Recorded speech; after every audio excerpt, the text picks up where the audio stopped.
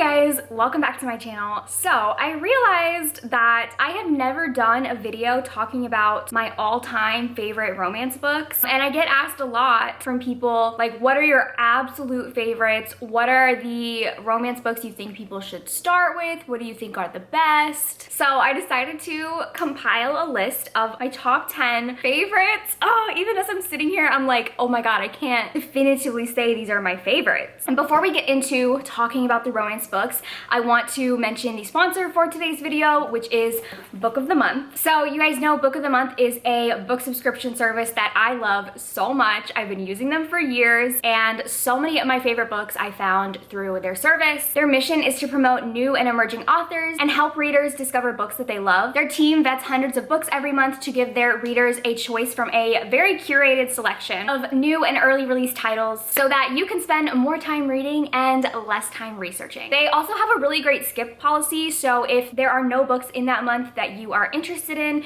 you can skip the month and you won't be charged. Plus, they have the best price for hardcover fiction, and this month with my code MAYREADS, you can get your first box for just $9.99. So they sent me all of the May selections. Ariadne by Jennifer Saint, which is a reimagining of The Princess of Crete and the Minotaur legend. Imposter Syndrome by Kathy Wang, which is about women in the workplace, the power of big tech, and the looming threat of foreign espionage. How Lucky, which is about a man who thinks he witnesses a woman being kidnapped outside of his home. The Last Thing He Told Me by Laura Dave, which follows a woman who must unravel a mystery after her husband disappears. And then Things We Lost to the Water by Eric Nguyen, which is a multi-generational story about a immigrant Vietnamese family that settles in New Orleans. So out of all these selections, the one that I would have chosen is Ariadne by Jennifer Saint. I love Greek mythology. If you guys saw my last video, you would have seen my experience reading Circe by Madeline Miller. I was kind of disappointed by it, so I'm really excited to give this one a try because the story of the Minotaur and Crete is very fascinating to me. So once again, if you use my link in the description and the code MAYREADS, you can get your first book for just $9.99, and thank you to Book of the Month for sponsoring this video. In typical Riley fashion, I have made this list in a very organized way. So I have categories, different subgenres within romance, and then my favorites within that. Because this list, honestly, like, I was up all night trying to make this list. It was super difficult and I was getting very frustrated. I have 5 categories. Let's just jump into my all-time favorite romance books. So the category that we're gonna start with is historical romance. I think that in general, this might be my all-time favorite romance subgenre. I love historical romance. They're so much fun. I generally enjoy all of them that I read, which is why picking these two was so difficult, but I think I narrowed down what are my 2 ultimate favorite historical romances. The first one is a book that I read this year. It is Never Seduce a Scot by Maya Banks. This is a Scottish romance between 2 people from rival clans who have an arranged marriage together. What made me love this book so much is that the heroine is deaf. She had an accident when she was a child where she fell off a horse, and ever since then her hearing has been greatly impaired.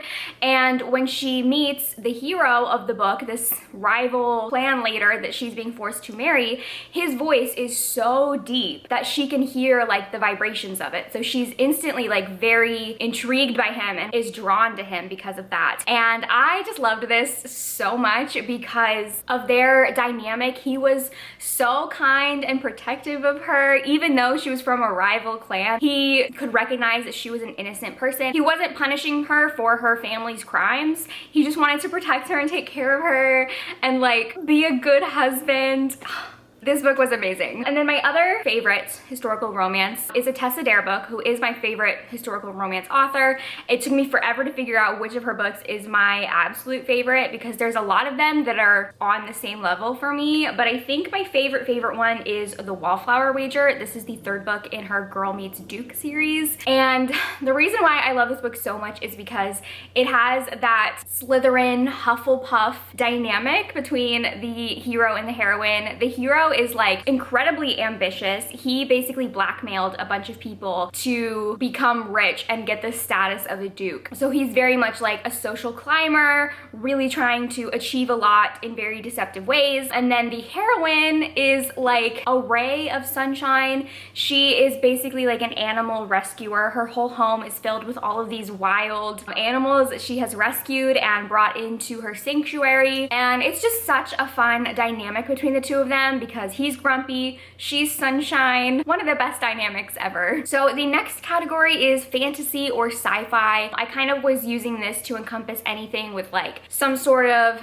magical or speculative element in it. So the first one, which is definitely my favorite fantasy romance ever, and that is Radiance by Grace Draven. I talk about this book all of the time. You guys are probably sick of hearing about it, but it's just so good. This is about two opposing royals who are being married in a political alliance. They come from different species. The girl is human, the guy is Kai, which is kind of like this monster hybrid type of creature, and they both find the other person repulsively ugly, so ugly. But when they meet, they form a really great friendship and like a emotional bond. And so after they get married, they build on that friendship and their alliance, and eventually they grow to become in love with each other and attracted to each other. And this book is just my whole entire heart. I love it. I think it might be like my all-time favorite romance. I think I can definitively say that. I think it's my all-time favorite romance. It's just so incredible. It's soft and sweet and wonderful. So then my other book in this category is a time travel book, and that is Transcendence by Shay Savage. So this is about a woman who accidentally time travels back into prehistoric time. She meets this guy who is a caveman. They do not speak the same language. He actually is not able to verbally communicate at all. The whole book is basically him protecting her from all of the that you need to be protected from in prehistoric time. And let me tell you, this caveman, every time I describe this book, like the premise is ridiculous. Like, he's a caveman, okay? What about cavemen are sexy? Not much. They're unwashed and gross. But something about the way that this book is written just makes you feel so incredibly intense for this couple. This is one of the few romances that I have read multiple times. It makes me cry. It is so sweet. The hero in this book I like use as the pinnacle of like, this is a soft, protective, loving man. There's this one scene that I kind of always talk about when I'm pitching this book, and that's when the main character is just like having a horrible day. Everything is going wrong, and then she gets her period, and that's like honestly one of the worst things that could happen when you time travel into the past. So she has no period products. She just starts crying, and this man comes over. He's like, I got you. I got you. And he fashions her a pad out of like fur and takes care of her, and it's just like the softest, sweetest moment, and I'm obsessed. So the next category is dark romance, and for this one I only have one book, but it's the entire series, and that is the In the Company of Killers series by J.A. Redmersky. The first book is Killing Sarai, and this is a series that follows a network of assassins. In the first book, we're following this girl named Sarai who has been kept captive in this cartel compound, and one day she sees this American man come to the compound, and she realizes that he is her opportunity to escape. So she hides in his car and wants him to get her across the border. But it turns out that this man is a hired killer. He is an assassin, and he does not want anything to do with her. He doesn't want to help rescue her. He wants to give her back. He's like, this is not my problem. That sort of starts the whole series, and the series follows his like family of assassins, and it's just such an incredible series. I feel like every single book gets better than the last, but I think my favorites in the series are books 3 and 5 because those follow characters that I love so much. But yeah, this is a series that I've reread a couple times. I really love it.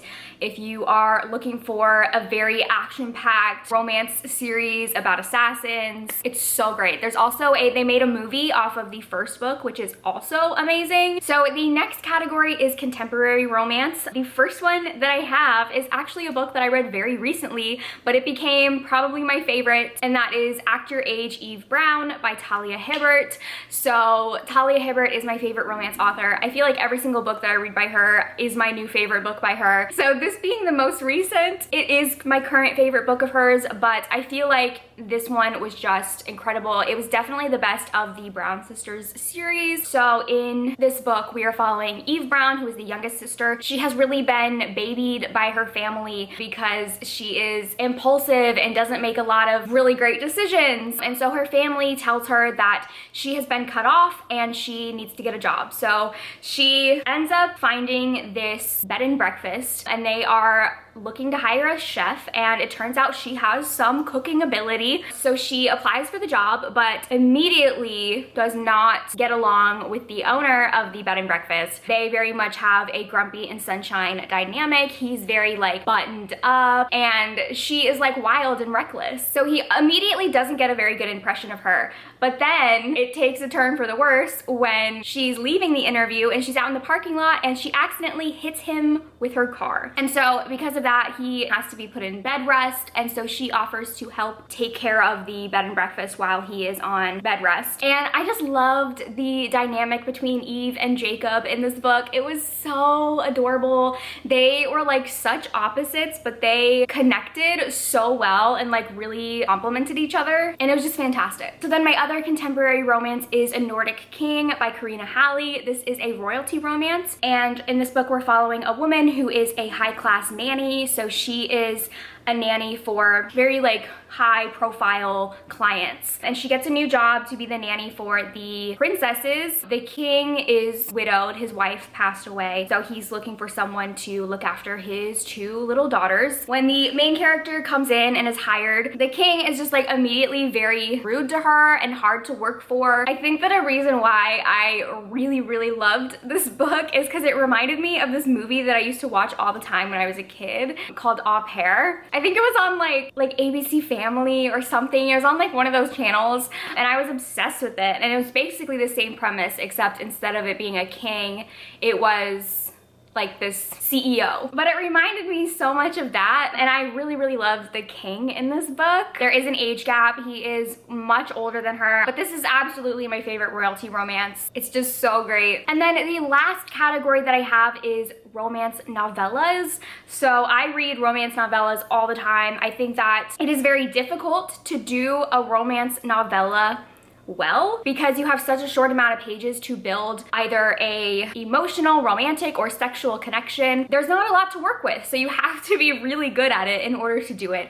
And I have two here that are without a doubt my favorites. So the first one is Your Dad Will Do by Katie Robert. Y'all saw it coming. You knew a Katie Robert book had to pop up on this list, and this one is my favorite. This is about a woman who finds out her fiance cheated on her, so in order to get revenge, she decides to go have sex with his dad. This book is very quick to the point. So steamy, so sexy, so good. Katie Robert has a huge backlist of books, so if you are very overwhelmed by that and you're looking for something to read by her, somewhere to start, this is a really great one. It is short, it is quick to the point, it is exactly what makes Katie Robert an amazing romance writer. And then the last book, the second novella, is Go Deep by Riley Adams.